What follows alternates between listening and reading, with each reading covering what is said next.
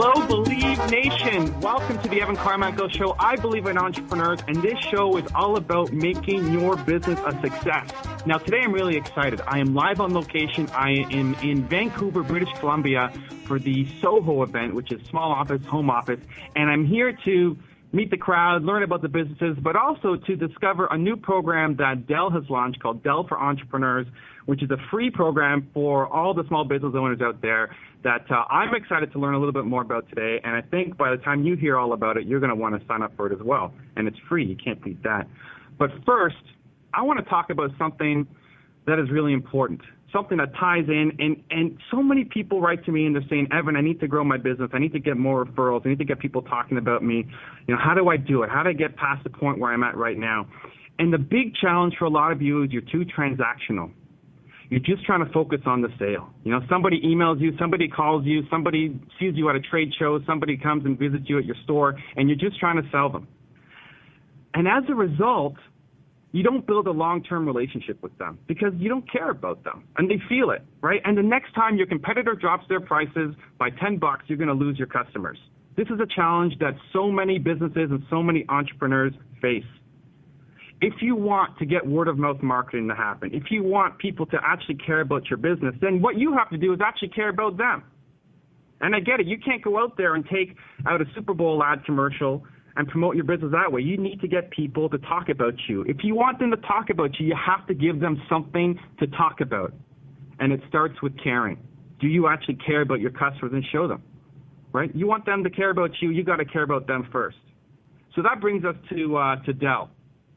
Now, Dell's launched this awesome new program, and they really care about entrepreneurs, and it's something that you really feel in their bones as you meet the various people on their team. And it started with Michael Dell, and this guy is an entrepreneur's entrepreneur. Okay, he started as a 12-year-old kid collecting stamps and selling them, and he sold his first collection for $2,000. He was hooked on business and decided, I got to do this. I got to find more ways because he was hooked. His next business, he was 16 years old, and he decided to start selling newspaper subscriptions for a local newspaper called the Houston Post. And his first year, he made $18,000.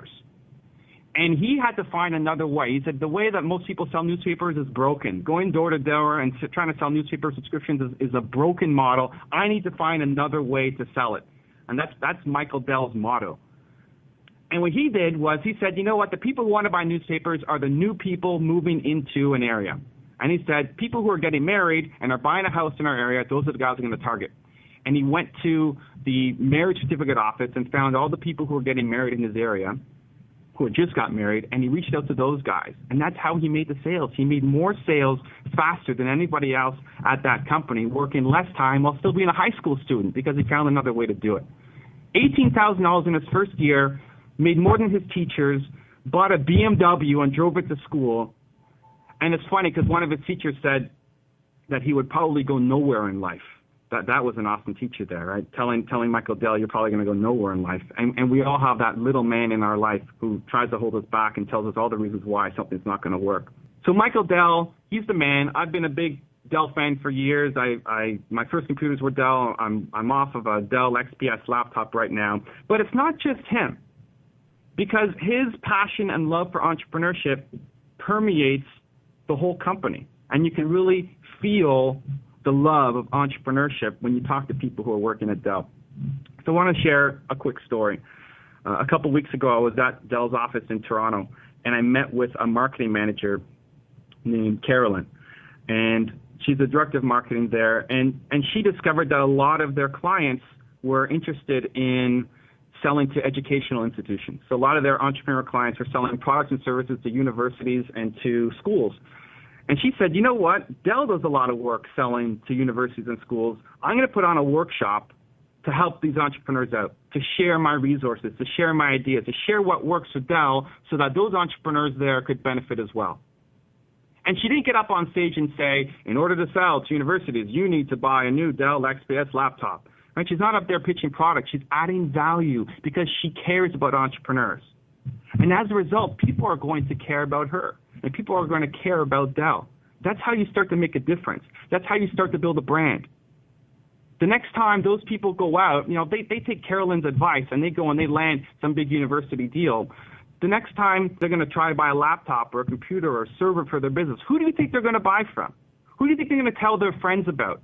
They're going to remember that, hey, Dell gave us all this great value. They actually care about us, so we're going to support them with our business, and we're going to tell our friends about them. Another quick story. I was in the cab yesterday with Allison, who's in the room with me, and her eyes just kind of freaked out that I'm talking about her. She's not sure what I'm going to say about her on air. But we're at the same airport, same flight. We took a cab to our hotel together, and she's there negotiating with the cabbie, trying to get the best fare possible and threatening to go to another cabbie if we don't get a good deal. And that's entrepreneurial thinking, right? That's what we would do always as entrepreneurs. I can tell you've been around a lot of big companies, and they're like, whatever, it's not my money. It's the big companies paying for it, so I don't care. But that's the mindset that Dell has. And so it permeates the whole culture, and this is why they've started Dell for Entrepreneurs. Now, I'm excited to learn more about it today, but a quick overview is they're trying to create a network of entrepreneurs. And so it's a free website you can go to, and you can, first of all, meet other entrepreneurs. So, we can't do this alone. We have so many questions, so many issues. You may not have the friends or the family to help you out, so who do you go and talk to for advice? Other entrepreneurs can help you. And so that's one of the main goals, is trying to connect entrepreneurs together. But it also tries to connect you to capital. You want money to grow your business, they're going to try to help you. You need technology to grow your business, they're going to try to help you. You need resources, strategies, ideas to try to grow your business, they're going to try to help you. That's the point of the program. And I got so excited to learn about this because you don't think about that coming from a technology company, right? You don't think about that coming from any of their competition. So here's a company that actually cares about entrepreneurs, and you need to do the same thing for your business. You need to care about your customers. I want you to make a list of the last 10 customers that have bought from you. Ideally, you go 100 deep, 1,000 deep, 10,000 deep, but start with the last 10 customers and think, did I really help these guys? Do I actually know these guys? Did I add value beyond just trying to sell whatever product or service I have? That's what you need to do if you want them to talk about you, because selling a great product or service is not enough. You got to care about them. You got to build a brand. You got to build loyalty. You can't afford those big marketing budgets, so you need your customers to spread that word for you, and that's how you do it. And it's fun.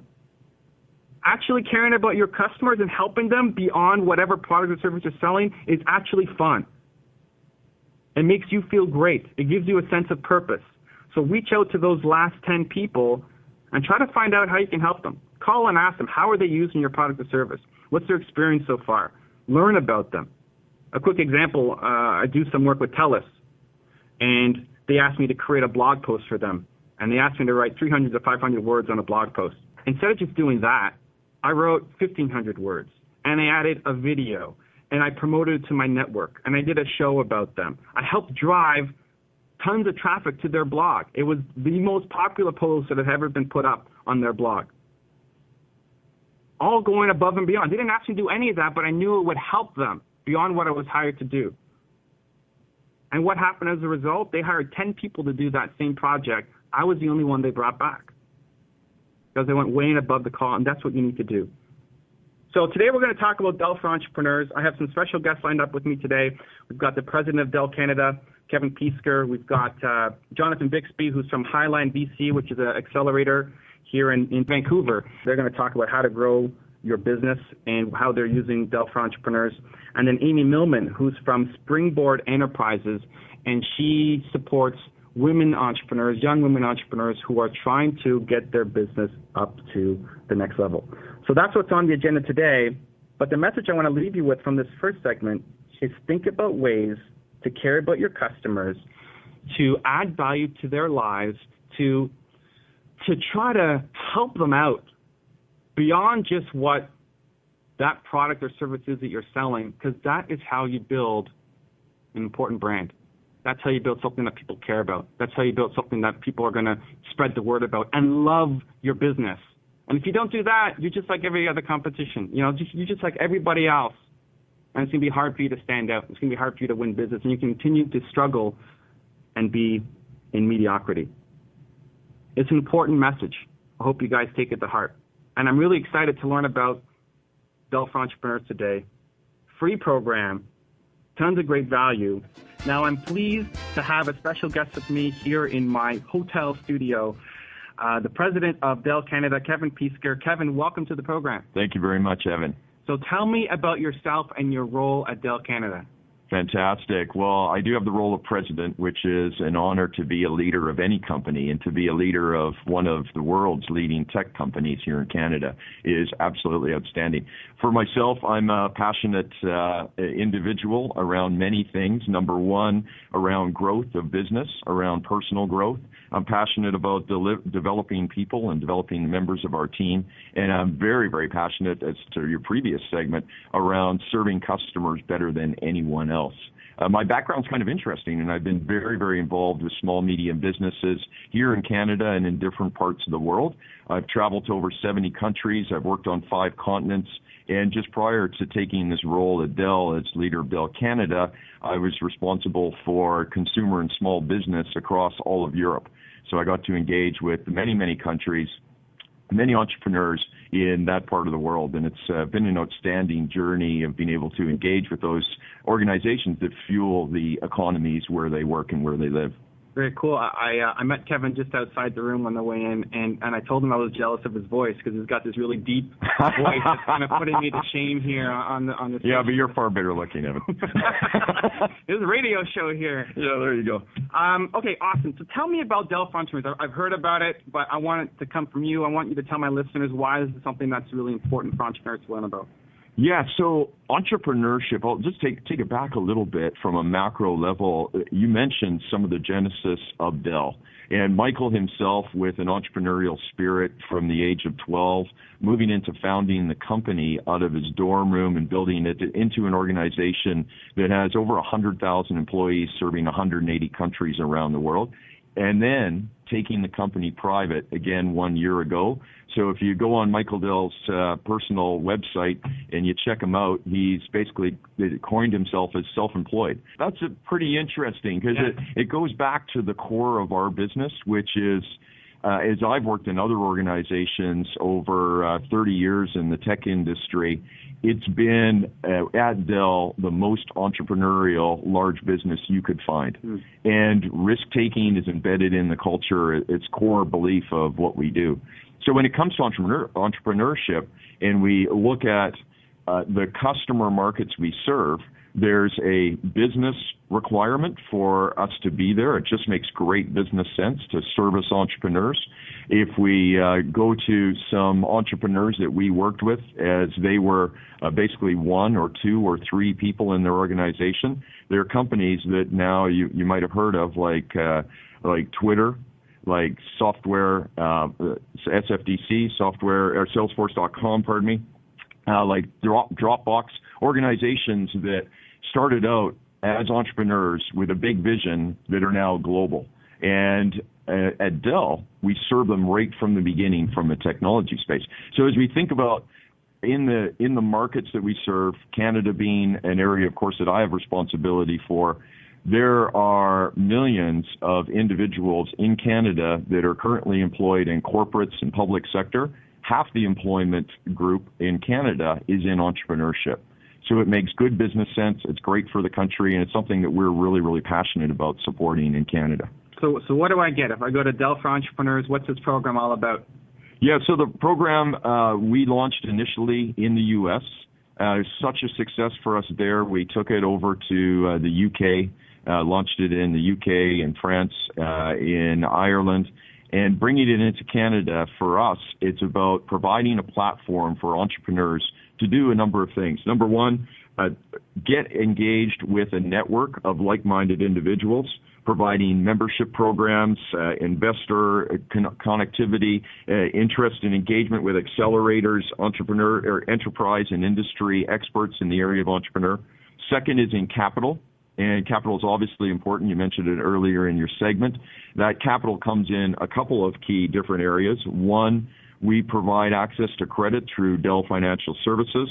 We have startup-specific opportunities for those companies that are really at that stage. They've had their first set of VC funding, but they need to really accelerate their infrastructure, their technology base to get access to more customers and provide greater service to their customer base. We do that. And obviously, we free up capital by providing a great engagement around access to that technology for incredible value. As a third area is in the technology space overall. We've worked with some startups to literally assist them go to market by embedding technology and their ideas, their software, and taking it to market and allowing them to then go global with their technology, which is pretty cool. And then finally, knowledge. I think knowledge is critical for everybody when they're in a business. As organizations in that startup phase look to gain information about, hey, how do I get crowdfunding? What's a way to do that? How do I speak with a VC in my first dialogue with a VC? What are some of the key aspects as I start up a business that I need to be thinking about in terms of going to market in Canada or going to market globally? And we provide a knowledge base through our platform for entrepreneurs to get engaged with each other from a networking standpoint and get that knowledge base through our website and through seminars and regular sessions that we hold.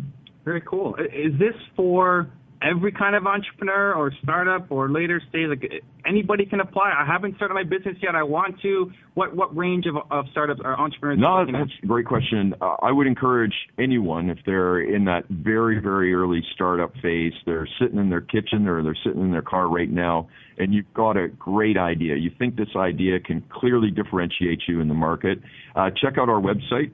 Go to the microsite, www.dell.ca/entrepreneurs, and you get in there and you can see a range of areas that I've just mentioned around building that network, getting engaged on the capital side, how you can utilize technology to drive the start point of your business and growth, and then also get access to knowledge base from the platform. So whether you're at the very start of the program, you can get access through that website. You can sign up. As you mentioned before, it's free. Free is a good thing. Sometimes free isn't associated with value. There's phenomenal value that we're providing through the program and through the lessons learned as we engage with entrepreneurs in the U.S. and in Europe and other locations. So get access there, get started there. The second area is for those organizations that are a bit further developed in terms of their business, the way in which they've gone to market. Maybe they've got that first round of funding, or they're really set at a platform for explosive growth. Those organizations have another way of engaging with us, which is a club we call the Founders 50 Club. And globally, we take in 50 founders that have a program every 6 months, 50 founders. They're with us for 2 years. And for those individuals, everything from having access to a concierge to assist them in working through Dell, to literally engaging with the Dell Venture Fund, with our engineers, with key partners. We're gonna have to cut it there. We're kind of against the clock, but guys, go check out dell.ca/entrepreneurs. Kevin, thank you so much for joining us today. Thank you. Awesome. Go Entrepreneurs. My next guest is Jonathan Bixby. He's one of the co-founders of Highline VC, which is an accelerator here in Vancouver as well as in Toronto. He's going to share some of his thoughts on entrepreneurship and give some advice. Jonathan, welcome to the show. Nice to be here. Thanks.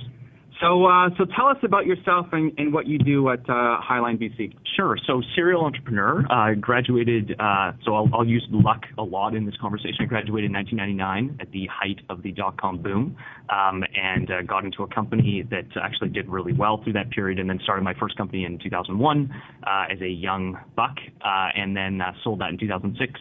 And then started my second company, Strangeloop, in 2006 right away, and then sold it in 2013. And then since then have been doing angel investing and been on a bunch of boards. And I joined GrowLab about a year or so ago, and then was, dated Marcus Daniels at Extreme, and finally married about two months ago to create Highline, which is Canada's first cross-Canadian accelerator. So what do you guys do there at Highline?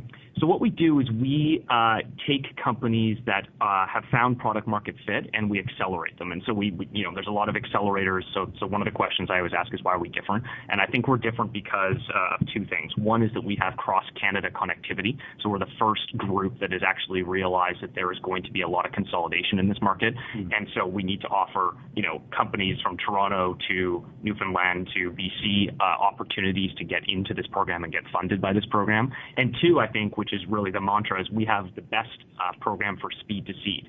So one of the things that we find in the ecosystem is that companies really struggle to raise that first bit of capital. They might have put their $30,000 of savings or credit cards in, but now it's that next leap, and they're all too early for traditional seed institutional investors.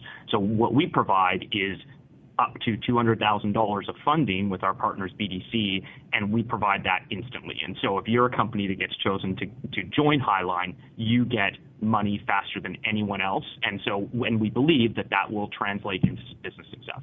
Got it. So what are some of the things that you look for people coming into your program? Good question. So we are primarily interested in the segment of, the population that is interested in building a big business. So for us, one of the segmentations we do is this a big enough market? Could it be venture fundable? If it's not, then, there are angels and other seed funds out there that might be interested. We look for big game-changing markets, number one. And number two is we're looking for founders that are absolutely passionate about building a big business in Canada, and we want to support those people. So I'd say those are the two. Got it. So you're involved with Dell for Entrepreneurs, right?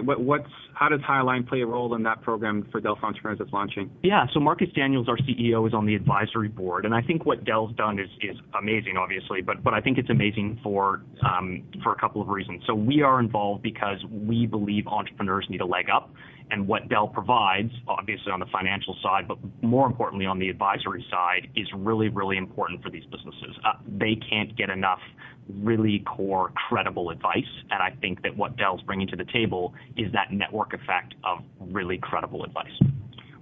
What are some of the mistakes? I mean, there's got to be a lot of people apply to your company that don't get in, and even the ones that do, they have a lot of holes that you have to help them fix before you go for that $200K funding. What are some of the common problems that you see over and over and over and over again with the entrepreneurs coming to your program, and kind of advice to the listeners on how to overcome them? Sure. Yeah, and I'll put this into context. So when I was running GrowLab, we had a lower rate of acceptance than Harvard or Stanford. So we had 400 applicants for 4 spots twice a year. And what we would do is we would give, we'd take those applications in, and they would be credible, and then we'd interview a quarter of them. And then only 4 of the 100 that we interviewed would make it. So we are looking for the cream of the crop. To answer your question specifically, what I find is that there's a culture of entrepreneuring, which is, it's more important to be cool than to get stuff done. I'm not going to swear on your site. On this. So for me, it's a culture of you actually have to do things. Right. And so you mentioned earlier, delight customers. I think it's equally important to delight your company and the people that work for your company. And so for me, the difference between the 400 and the 4 are the 4 actually said we're going to do something and they accomplished it, and they didn't just talk and go to coffee shops and have ironic hair. And so I think for me, actually accomplishing something which sounds so trivial is the key differentiator between the people who are successful and not. Right. And then I think the other thing that I would mention in terms of mistakes is people try to raise money too early before they've accomplished anything. So they go and say, look, this is a great idea, and they're not really putting their skin in the game. And so for me, it's all about the passion that they exhibit. And the passion is not just what they tell me at a coffee meeting. It's actually what they do. So for me, I measure outputs. I don't measure inputs. And I think that's a key differentiator between what we're looking for and, the typical startup. Do you have some, I'm wondering, how much do I have to get done, right? You're not expecting them to have figured it all out, and because they need the money, obviously, to come to you for help. But they have to show some level of ambition and, willing to work. So what proof, momentum do they have to have before you'll look at them and say, hey, you got something? Yeah, so we talk about, and we can use the lean entrepreneurs vernacular here, we talk a lot about product market fit. And so customer discovery, I don't care if you're a techie or, a salesperson, you have to have gone and talked to your target market. So identifying a big market is one thing. Have you spoken to them? And so literally, have you done customer interviews, and can you correlate some of the information you're getting from one group and say, hey, there might be a hole here or a market opportunity? So for me, that's core and key. If you haven't done that, i.e. if you just have an itch that you want to scratch personally, you haven't done enough work. So that's number one. Do I need sales? No, you definitely don't need sales. You need people to say, this is the classic, if you build it, I will come. Right, okay. Letters of intent. Sure, if you want to get a letter of intent and sign that, that's great. But really more importantly, what I would do as someone investing into you is I'm going to call the people that I want to call that you've said you've talked to. Right. And I'm going to say, hey, Bill or Rebecca, are you going to buy this stuff if they build it? Yeah. And if they say, not really sure, it's kind of 10th on my list, that's not going to be interesting. If they say, this is a critical problem for my business, and if these guys fix it, these young whippersnappers, I'm going to pick it up. Right. Awesome. So you need momentum from customers. Okay. What else? What's next? I think team is super important. So you're going to have holes in your team all the way up to being a big business. Yeah. The key holes, I think, early for me are, do you have a technical co-founder? And obviously we're talking in the tech space. Do you have a technical co-founder that can get stuff done and can actually speak credibly to a customer and to a potential investor? So if you don't have a tech co-founder, if you're a single co-founder, you're too early for us. Okay. If you have a tech co-founder, we really only require two, a tech co-founder and some sort of business co-founder. Okay. So that's the other side that I think is just absolutely, table stakes. You need a team of two. And the dynamic between that team is actually really important to us. We want to watch that you guys trust each other, you're not talking behind each other's backs, and that there's a level of trust between the two team members. Got it. How long do you stay with the company? Yeah, so we stay all the way from seed to exit. So an exit might be, a self-sustaining company. It might be a large company that comes and acquires one of the companies that we just did. Retzly just got acquired by Zillow. There are a number of ways that obviously you can exit a business, but our founders and our team are involved all the way through. As much as you want, obviously. We're not in your face, but we do monthly checkups, and I continue to have coffees with all the companies that we've invested in. But then if they don't start hitting their goals and they're not doing their work, you get more in their face, no? Yeah, we do. And I think one of the things that we have been, as polite Canadians, we are really reticent to fail. And so one of the cultures that I've really tried to push forward is it's okay to fail. It's okay to say this isn't working. And so one of the things we're trying to change in the culture is fail quickly, but exhaust all that you've done. So yes, we'll get in your face, but then we're going to have a meeting and say, why are you doing this? And that's a really powerful thing to do, and it allows people to feel forgiven to fail. And I think that's important. And then do you sit on their board? You take a board seat? We do not. No, we don't take a board seat. We are just advisors, and we take founder shares, so we're very friendly from a cap table perspective. Right. What's the range of equity that you usually take from a startup company? Yeah, so that changes depending on how much money we're putting in, but I would say a range of 5 to 8% is pretty typical. Okay, for $200K. If you're $200K, you're looking at probably the higher end, and some of that money is convertible notes. Some of that money is BDC money. BDC and Relay are our two big sponsors and partners in this, and so not all the money is always coming from Highline. Very cool. Jonathan, awesome. For people who want to learn more, where are they going? They're going to highline.vc. Very simple website. Very cool. And I guess you're also in the Dell for Entrepreneurs program on the back end of people's finance. They can find you there. Yeah, for sure. Thank you so much, man. Thanks. Awesome show. Today's show is all about bringing on special guests to help you grow your business. Today I've got Amy Millman, who's the founder of Springboard Enterprises, who supports women of all ages, not just young women, in helping them build their business. Amy, welcome to the program. Hi, Evan. So tell me about Springboard Enterprises and what you guys are all about. We're all about women entrepreneurs, and we're all about helping them grow billion-dollar businesses. Billion-dollar businesses. I love it. I love the thinking big. So how are you involved in this Dell for Entrepreneurs program? Well, I actually am a big Dell groupie. And what I've learned a long time ago is that when you've got somebody at the helm of a large company that actually started it from scratch, a founder, which is very similar to our organization, where one of our co-founders, the woman named Kay Koplovitz, who started USA Network's cable television, grew it to a $5 billion business, Awesome. and sold it to NBC. And, you begin to realize that those founders really have what it takes to build these huge billion-dollar enterprises, and Michael Dell was one of them. So we got interested in Dell really early on as a partnership opportunity, resource collaborator for our entrepreneurs, and we haven't been sorry about that connection. Very cool. And so if I sign up for Dell for Entrepreneurs, you're one of the organizations I can connect with as a source of wisdom and potentially capital and connections as we grow? We are an on-ramp to all services that Dell can provide for growing companies, whether it's cloud services or hardware or any of the collaborations that they have with the amazing software partners that go into the Dell network. Very cool. So our last guest, Jonathan, was focused on the very early stage, seed capital. I have an idea. I'm just getting started. You're a little bit later on, and you want to help people build billion-dollar companies. So huge goals there. How do you judge? How can you judge if somebody can build a billion-dollar company or not? What are the characteristics you look for in an entrepreneur coming to you? Well, first, we're really looking for companies that are market ready. So the kind of companies that have a product that they've developed and now need to either scale into bigger markets or maybe they're serial entrepreneurs and they've done this before. And so we kind of look at the teams. Is this a team that either has done this before or really understands what it takes or has a domain expertise? We have a lot of scientists that we work with.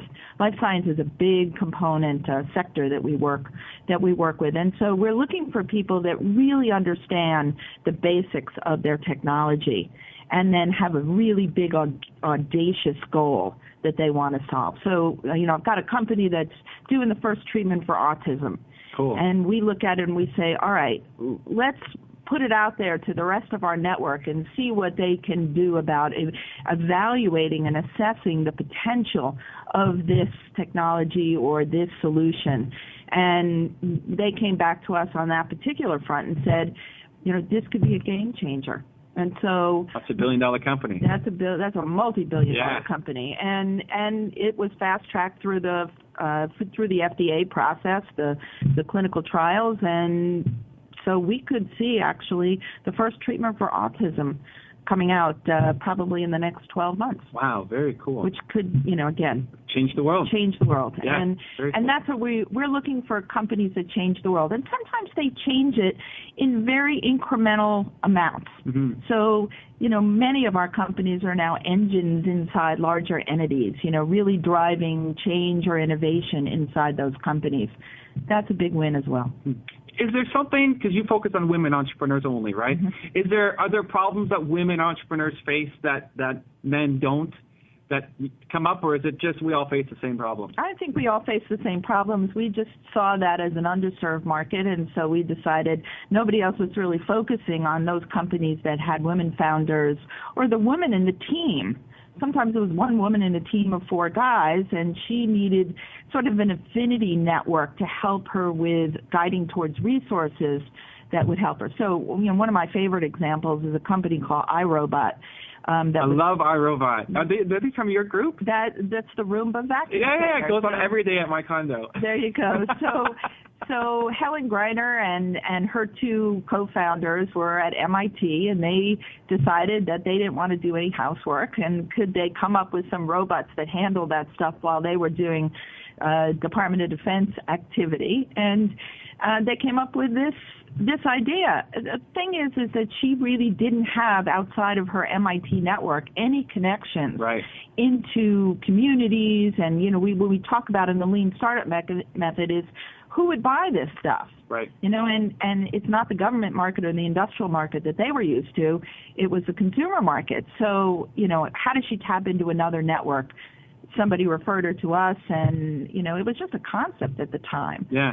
So, and I could tell you, we have 550 of these businesses that we've worked with over the last 15 years, and each one of them has something that is incredibly valuable to moving along, the progress of making our lives better, faster, cheaper. Yeah, and even just sharing their stories to have role models to look up to. Because you think about tech, you think about a lot of guys. You think about Michael Dell and Steve Jobs and Bill Gates and Hewlett Packard, and like where are the women at the top of that list? And you're like creating the next generation and sharing their stories to encourage, young entrepreneurs to say, hey, I could be like that person as well. That's right. It's not just climbing the corporate ladder. It's, making your own ladder.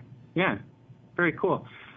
What's the biggest challenge that people face when they're, they come to you, they have this big idea, they've had some momentum, but now, okay, I want to get $1 billion company. What's the biggest thing that they need to overcome to get there that you help them with? Well, when I'm sitting with Dell, I say it's that they don't know Dell. And when I'm sitting with some other people, depending on what they need, sometimes they're scientists and they don't have access to, people who are expert in certain business technologies side. Or in business side, right. In the financial side. And so we decided we would fill those ranks with people that we felt could help them either find the right contacts or be the right contacts for them. So do you take an ownership position in these companies? Well, we call it the Hotel California. You can check out, but you can never leave. And so the entrepreneurs are with us forever as either experts or entrepreneurs, serial entrepreneurs. Very cool. But we don't take an equity stake in the companies. Some of them donate to us. And hopefully they remember you. They'll remember us, as you grow. And not only that, but they'll have that $1 billion deal eventually, and very that's cool. what we're looking for. For people who want to learn more, where are we going to learn about you? SB.co. SB.co. Very simple, and of course as well through Dell for Entrepreneurs, through their Dell.ca/entrepreneurs. Amy, thank you so much for joining us. Great. Awesome. Thanks, everybody, for tuning in. Thank you, Daniela, Josh. You guys are awesome. Had a great time, and I'll see everybody in 2 weeks. Continue to believe.